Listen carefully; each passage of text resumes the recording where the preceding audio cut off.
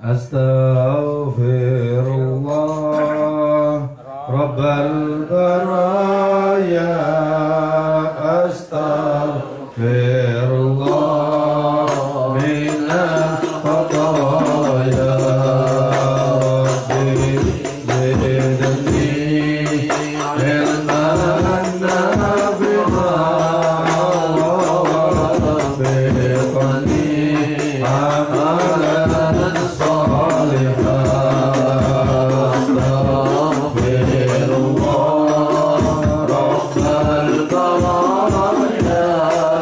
Astaghfirullah minal khataya. Rabbi zidni ilman nafi'an warzuqni amalan salihan. Gusti Pangeran kaula nyuwun dajonan istiqamah. Gusti Pangeran kaula nyuwun dajonan husnul khatimah.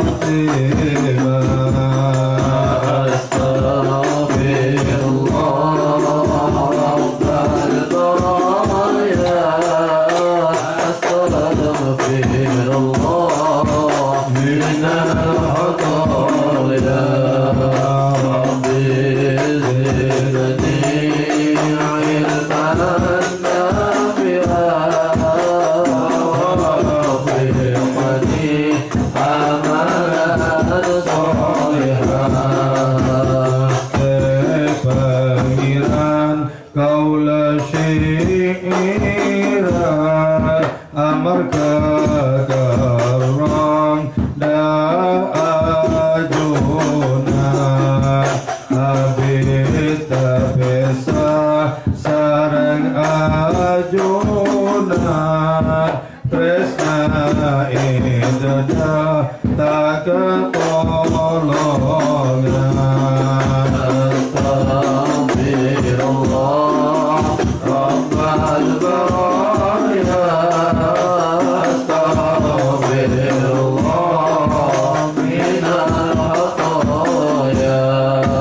Rabbi zidni ilman nafi'an warzuqni amalan salihan.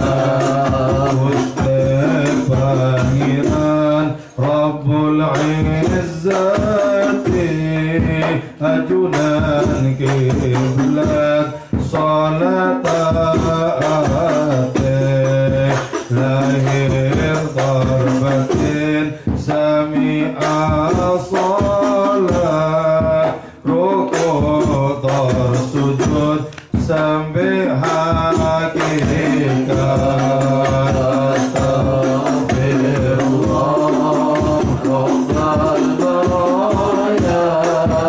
Astaghfirullah minal khataya. Rabbi zidni ilman nafi'an warzuqni amalan salihan. Allah Ta'ala ngajakan nalan dapatan kaula lebat ciptaan marifat af'al tetipan tuman sobat jasama dapangiran.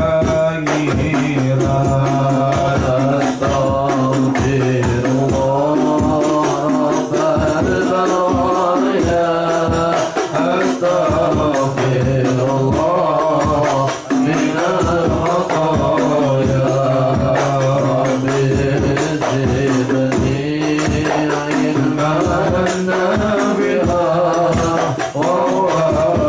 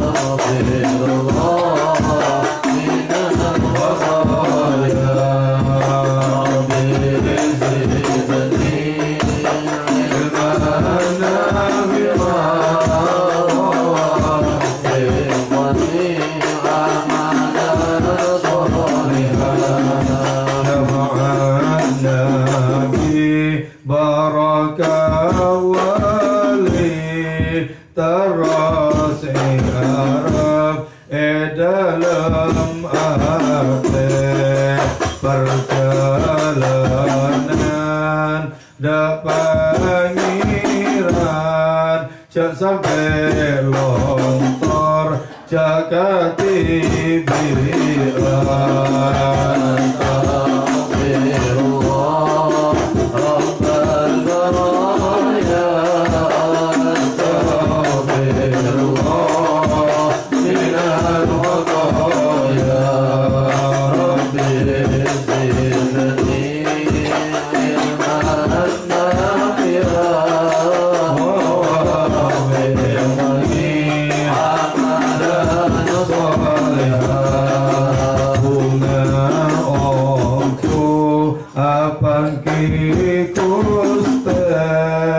senang omku abang nabi ketuan odi teti sampurna nikmat sobung pentingan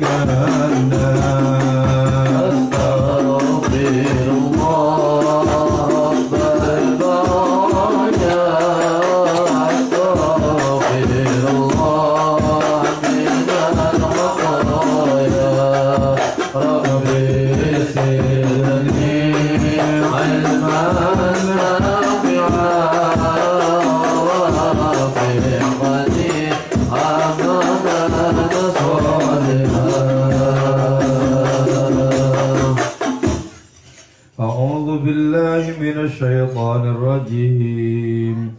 Bismillahirrahmanirrahim. Faman khafa min musin janafan aw ithman fa aslah bainahum fala ithma alayhi innallaha ghafurur rahim. Allah. Faman, maka adapun orang khafa ialah tahu itu man. Biasanya khafa itu bermakna takut, dalam konteks ini terutama bermakna tahu. Memosin. Khafa takut man minal ausya dari kalangan orang-orang yang berwasiat, awukala atau orang-orang yang mewakili. Memosin dari orang yang berwasiat, hinal wasiyah ketika mewasiatkan adanya harta, tahu janafan terhadap ketergelinciran au ithman atau kesengajaan, fa aslah maka memperbaiki man bainahum di antara mereka, mailan terhadap kecondongan, bi ba'dil mustahiqin terhadap sebagian orang yang berhak menerima itu harta. Sa'alahum ala muqtadha ilmihi bi ahwalihim. Sa'alah meminta itu manhum kepada mereka ala muqtadha ilmihi sesuai dengan tuntutan ilmunya man bi ahwalihim terhadap mereka. Fala ithma maka tidak ada dosa alai atas tuman. Ay alal musi atas alal wasi atas orang yang memberikan wasiat. Fi hadza tabdil dalam perubahan ini at-taghyir dan perubahan ini bal yurja bahkan diharapkan minallah dari Allah Ta'ala bi islahi dengan memperbaikinya itu man as-sawab apa pahala lahu bagi itu man waliman bagi orang awsa yang mewasiatkan itu man ilahi kepada man. Innallaha sesungguhnya Allah Subhanahu wa taala al-muttali'a yang menyaksikan bihalihima dengan kondisi keduanya itu yang mewasiatkan dan orang yang mengetahui itu. Ghafurun ialah Maha Pengampun, Rahimun Maha Penyayang, likulin minhuma bagi masing-masing minhuma dari keduanya. Nah, di ayat sebelum ini dijelaskan bahwa kalau ada tanda-tanda kematian ya pada seseorang, maka orang ini kalau memiliki harta benda itu mestinya mewasiatkan tentang sebagian harta bendanya yang tidak lebih dari sepertiga diberikan kepada kedua orang tua atau kerabatnya. Nah, dalam hadis Nabi disebutkan yang tidak termasuk ahli waris. Itu diberi. Jadi artinya apa? Islam itu memikirkan bagaimana orang yang punya harta benda itu bisa berguna setelah ditinggalkan mati. Berguna.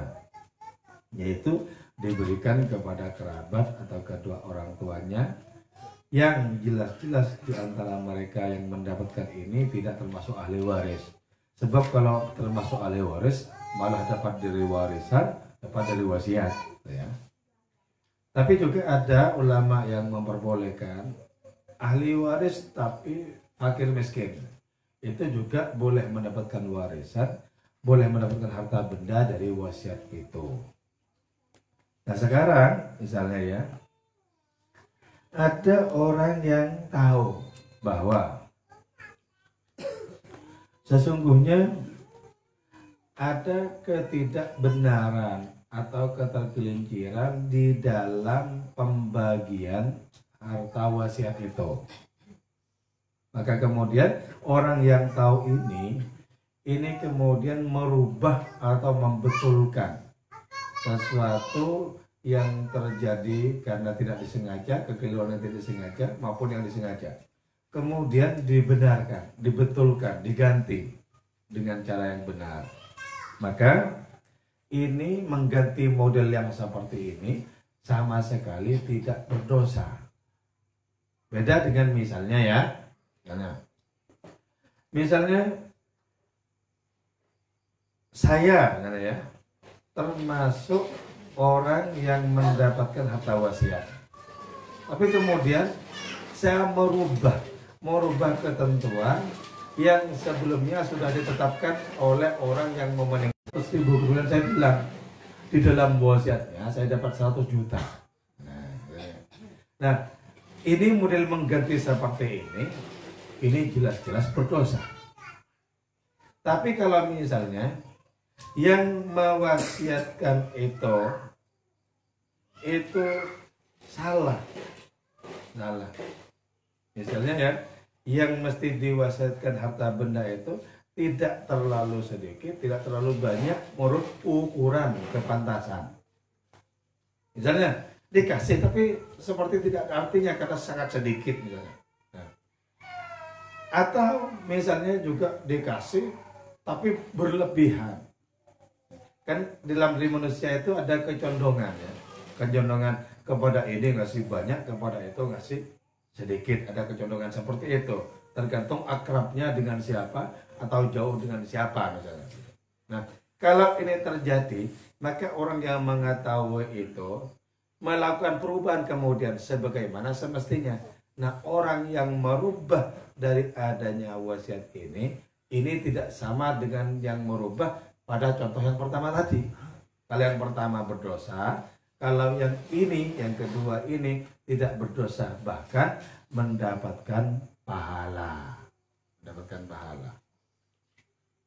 Nah, kenapa Islam itu kok ikut-ikutan mengatur seperti ini?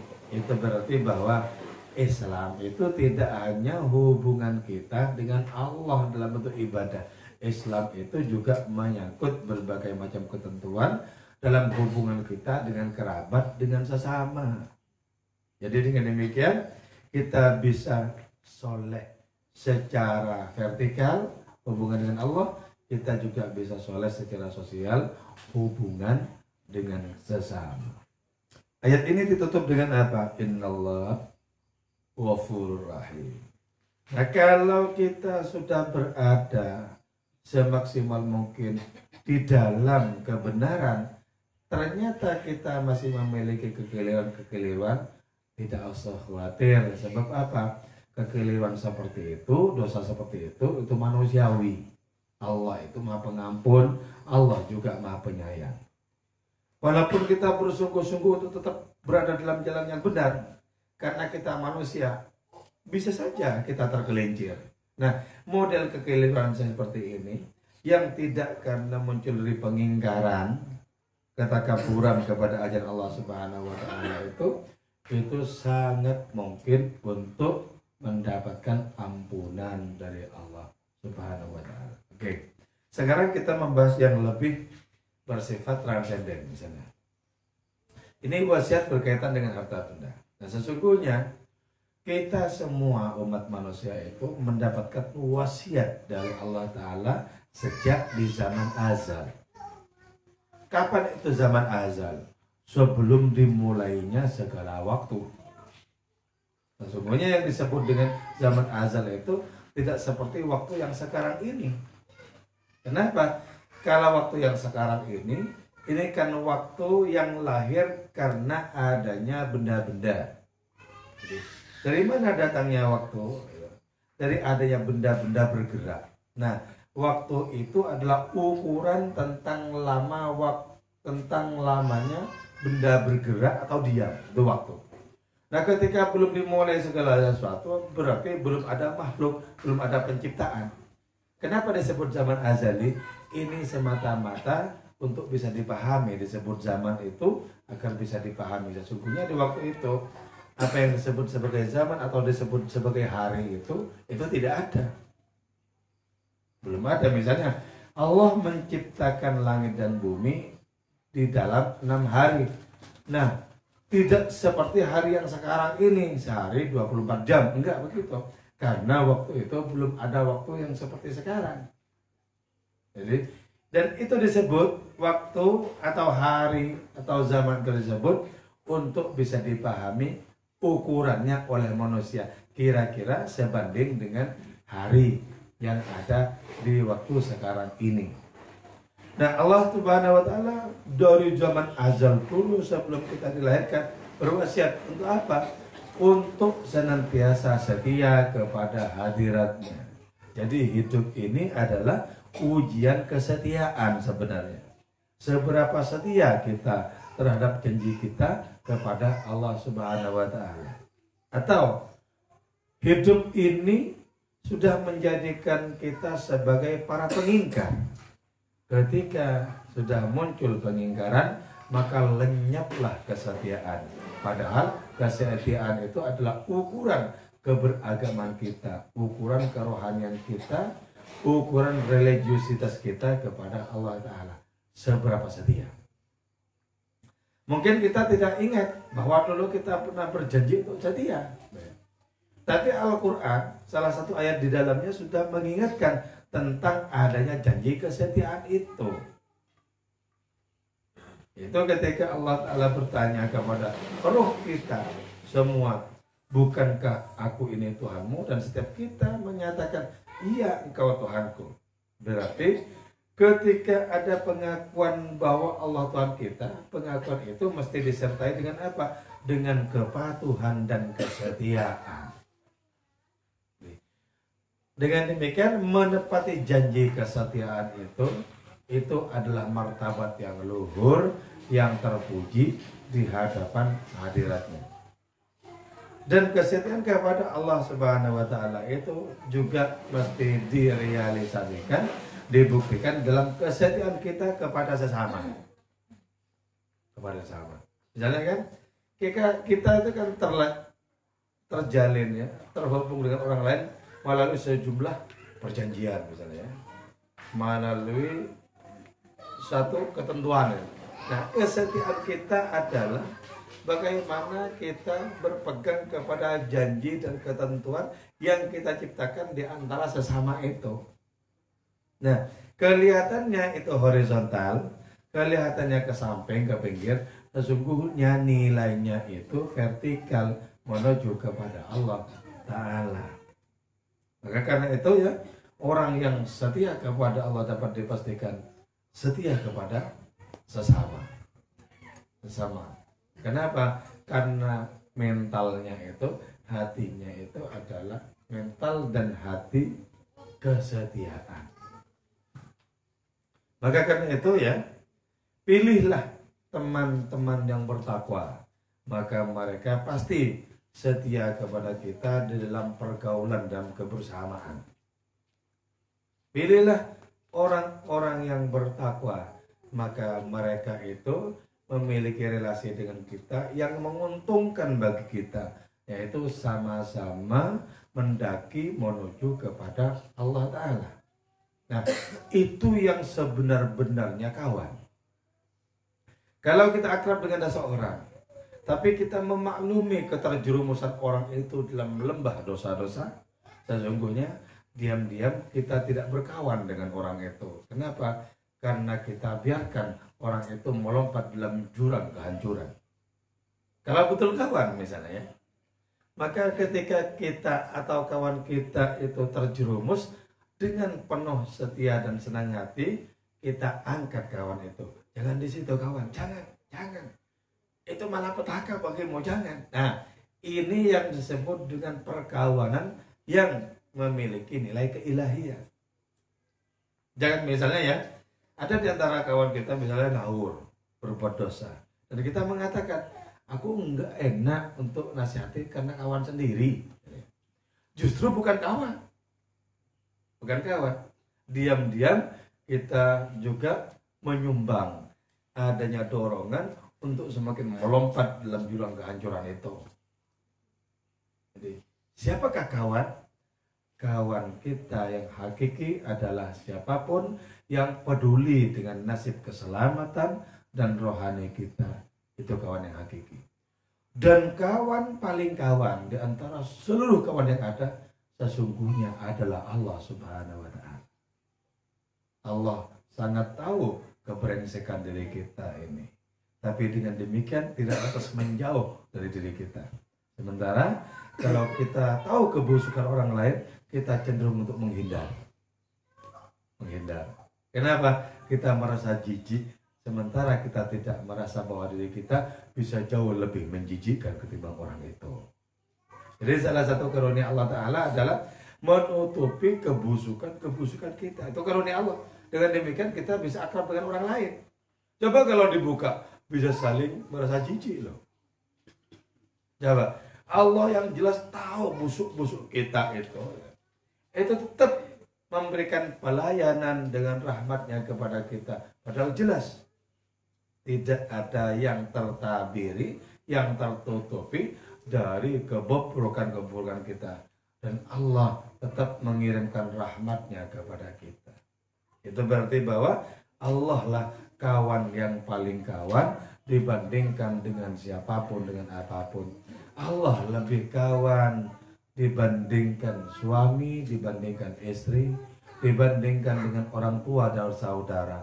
Allah lebih kawan dibandingkan semua itu yang dalam hidup ini kita rasakan dekat dengan diri kita. Allah lah yang lebih berkawan. Maka karena itu, kesetiaan kita kepada Maha Kawan inilah sesungguhnya yang menjadi nilai kemuliaan kita dalam kehidupan. Dan Allah berwasiat dari zaman azal kepada kita untuk berpegang kepada kesetiaan itu. Kalau Allah setia memberikan rahmatnya kepada kita, betapapun busuknya kita, betapa kita mesti belajar kepada kesetiaan Allah untuk sepenuh-penuhnya setia kepada hadiratnya itu. Ini yang disebut dengan wasiat yang sesungguhnya. Kalau kita pegang ini, maka akan beres pergaulan hubungan kita dengan sesama. Tak ada dendam, tak ada dengki, tak ada iri hati, tak ada kebencian, tidak ada perasaan belengar dan lain semacam, tidak ada. Yang ada adalah kasih sayang kepada sesama. Bahkan ketika menyaksikan orang lain terjerumus, yang ada bukan mangkel, kasih sayang. Itu rahasianya kenapa ketika mau wafat Nabi menyebut ummati. Betapapun Nabi sungguhnya tahu takaran kesetiaan kita itu seberapa. Hancur leburnya kesetiaan kita itu sampai separah apa, Nabi tahu. Tapi Nabi menghadapi umatnya itu tetap dengan pengharapan agar mereka menjadi lebih baik. Tidak kemudian oleh beliau dinesui, tidak kemudian diabaikan, ditinggalkan. Udahlah, bobrok, nggak pernah. Kenapa? Karena kesetiaannya kepada wasiat Allah begitu nyata, maka kesetiaannya kepada sesama juga menjadi baik. Kan itu. Kalau kita ingin bagus dengan sesama, caranya gimana? Perbaikilah hubungan dengan Allah. nanti efeknya, buahnya, outputnya itu adalah baik terhadap sesama. Maka kita akan menjadi minimal menjadi orang Islam yang hakiki, yaitu man salimal muslimuna min lisanihi wa yadihi. Yaitu ketika orang selamat dari lisan kita, selamat dari tindakan kita. Jadi orang di dekat kita itu tidak berada dalam kondisi khawatir kalau kita itu ngamuk. Nggak begitu. Jadi aman, perasaan aman. Karena itu paling sedikit kita memberikan aman kepada orang di sekitar kita. Berikan aman. Syukur-syukur tidak hanya memberikan aman, tapi memberikan manfaat. Nah, jadi paling sedikitnya orang disebut Islam itu dia memberikan rasa aman kepada sesama, kepada orang-orang yang dijumpai dan seterusnya. Itu berarti orang seperti ini berpegang kepada wasiat dari zaman azal untuk setia. Saya pernah dikasih buku dan halamannya itu dibuka secara acak oleh Gus Lutfi di Pamekasan. Ini termasuk wali jazab ya. Beliau pegang buku yang terdiri dari dua bahasa, yaitu bahasa Inggris, bahasa Indonesia, ada terjemahannya. Bukunya itu sudah lecak banget. Sebenarnya beliau ini bukan pembaca buku ya, bukan pembaca buku, karena tidak urus dengan begitu-begitu itu. Tapi ketika saya berada di sana, ada buku, diambil asal dibuka, baca. Ternyata ketika saya baca itu bab kesetiaan, bab memenuhi janji. Kalau engkau ingin mendapatkan kedudukan yang tinggi, maka penuhilah janjimu itu. Jadi ada kalimat seperti itu. Nah, tentu saja janji kita yang paling penting untuk kita tunaikan adalah janji kepada Allah Ta'ala. Janji kepada Allah beres, janji kepada sesama juga beres. Itu cerminan dari orang yang memiliki cahaya petunjuk di dalam hatinya. Moga-moga kita dituntun, dibimbing oleh Allah Ta'ala untuk senantiasa mengikuti ajaran-ajarannya dengan setulus mungkin dan sebahagia mungkin. Moga-moga sisa umur kita menjadi semakin lebih bermakna, berarti dalam kehidupan kita. Moga-moga kita senantiasa bermanfaat kepada sesama di dalam kehidupan ini. Wal afa minkum. Wassalamualaikum warahmatullahi wabarakatuh.